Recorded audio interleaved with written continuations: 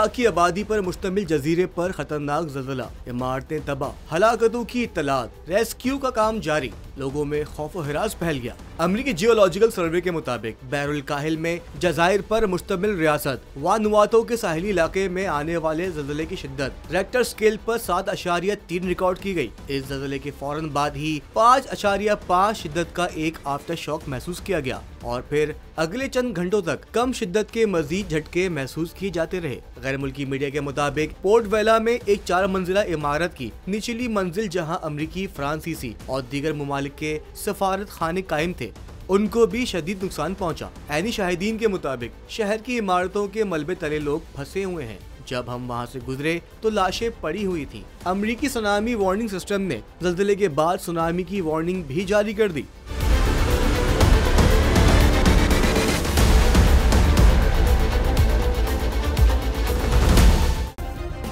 Subscribe करें और bell दबाएं ताकि कोई खबर रह न जाए।